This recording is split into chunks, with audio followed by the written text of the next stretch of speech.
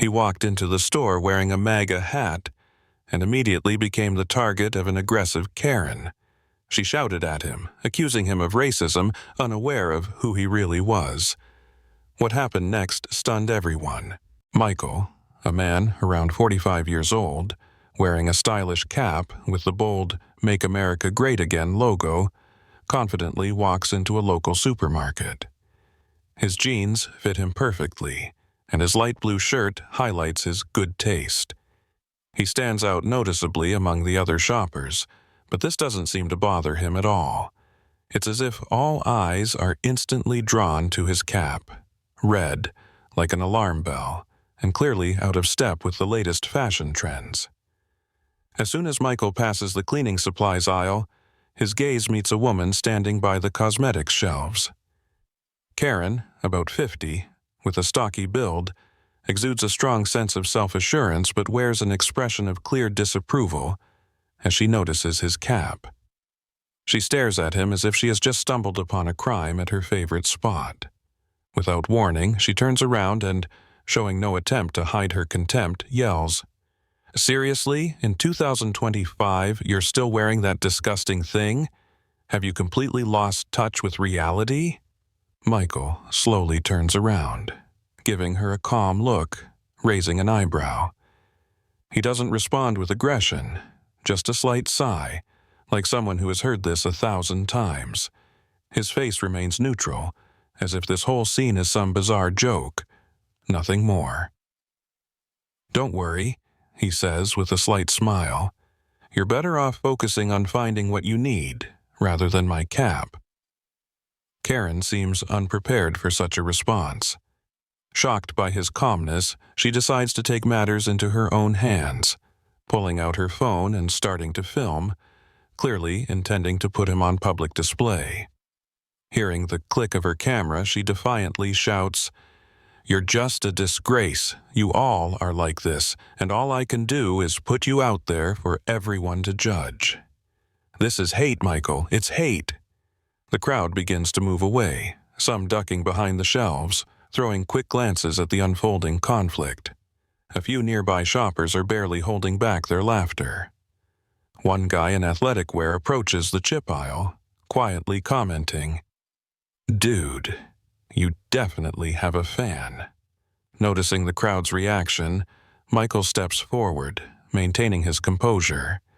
He doesn't need to argue with Karen. He already understands that her aggression is more about his worldview than his cap. "Karen, I think you should not just film me, but maybe change your perspective. Do you see what's happening? This isn't hate, you're just mad because I think differently." Laughter among the crowd grows louder, and Karen is at a loss for words. She doesn't know how to respond to this cool, logical reply. Michael watches her with a touch of sarcasm, while people in the store start chatting amongst themselves. But Karen opens her mouth again, her voice trembling with rage. The scene, where she loses control, becomes unexpectedly more comical than she anticipated. Karen, not expecting such a calm response, explodes once again. There's a hint of panic in her voice, but she tries to keep herself together. Accusations fly at Michael like projectiles from a slingshot. She yells about racism, sexism, and all the other sins she believes are inherent in anyone who supports Trump. The crowd begins to gather, several people already pulling out their phones, eager to capture this disgrace. "So, what, human rights expert?" she adds with a sneer, shouting in a condescending tone. "Are you sure all your values match today's society? Are you really in the right place? I could call the cops, you know that." Michael stays calm, as though still discussing the weather, not even flinching. He raises his hand slightly as if to calm her down. "Call them, Karen. Call the cops. I really want to see how they react to your behavior. Maybe I've missed something in this never-ending battle against what you don't like," he says, smiling like someone who knows the situation is slipping out of Karen's control but isn't rushing to push her further. The crowd starts muttering, and a few people throw supportive looks toward Michael. A bearded man standing a few feet away whispers to his friend, "Come on, Karen. You know this all looks kind of funny, right?" The crowd starts laughing softly. Karen nervously looks around, her face now showing complete confusion.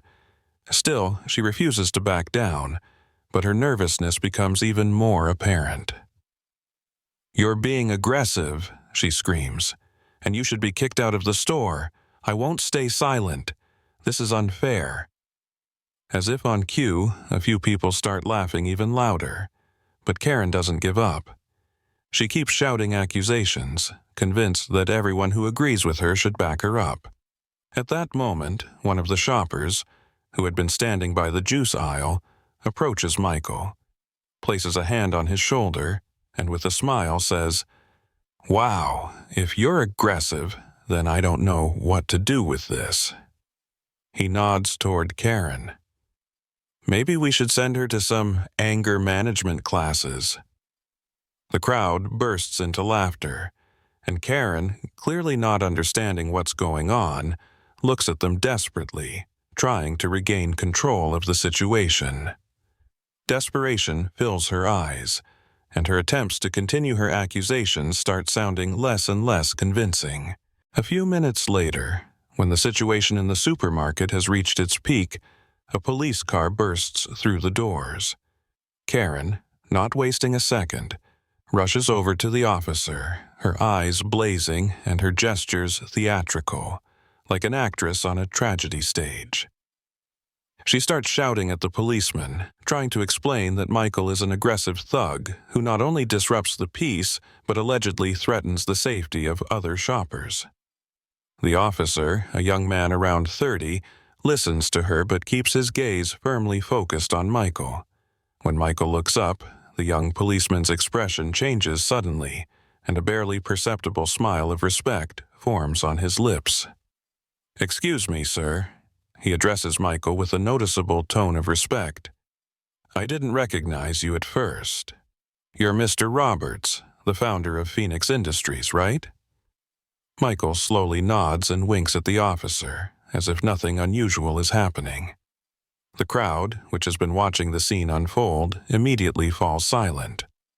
A few people exchange astonished glances, while Karen, standing in a fury, is at a loss for words. Confusion fills her eyes as she begins to realize who she's been accusing. The officer continues, calmly turning his attention back to Karen. "We all know you, sir. Apologies for the misunderstanding. Karen, I think you can continue on your way. Please don't trouble this man any further." Karen stands there with her mouth hanging open, her eyes wide, as she starts to comprehend that she has just shattered her own reputation by accusing such an influential person. Her face pales with fear, and she doesn't know how to explain her actions. The crowd watches in shock as she silently walks away, and Michael, unable to hide his smirk, leans in toward the officer. "So, got any more questions?" he asks with a grin, enjoying the moment of triumph. Against the backdrop of this comedic twist, the atmosphere in the supermarket takes on a new shade, leaving Karen utterly bewildered and everyone else in stunned silence. Michael looks at Karen, his confidence fully on display, and as if this were a casual conversation at a cafe, he calmly says, "Karen, I think it's time for you to leave, and for your own sake, it might be better if you stop trying to expose people you don't understand. They might be much more influential than you think." The crowd erupts into laughter. Some people begin filming the scene on their phones, and the air practically crackles with energy, like the final scene of a sitcom. One of the shoppers, a tall man in a sports jacket, shouts, "Oh, Karen, looks like you didn't win this one." The laughter grows louder, and Karen, as if she's reached the pinnacle of her emotional breakdown, suddenly loses all sense of dignity. She turns red, freezes for a second, and then quickly heads toward the exit, avoiding the gazes of the crowd. But another store employee, an older man with a stern expression, steps in her way. He approaches and says, Karen, you need to leave the store. We can't allow incidents like this. If you don't stop what you're doing, I'll have to report this on social media. Karen, her face clenched, rushes out without saying a word. Her exit is met with disapproving stares from the shoppers, while Michael, still maintaining his usual calm demeanor, continues browsing the milk aisle. The air feels light, as if the whole scene had been a well-rehearsed joke. The crowd around him starts to applaud and thank him for his composure. One of the shoppers, an older man with white mustache, smiles and says, "Bravo, sir. Not many could have handled it that well." Michael, giving a slight bow, sarcastically concludes, "Honestly, I didn't expect my cap to cause such a stir, but all I wanted was to buy some milk." Loud laughter echoes through the store again, and Michael, with a sense of accomplishment, heads to the checkout, leaving behind an atmosphere of strange triumph.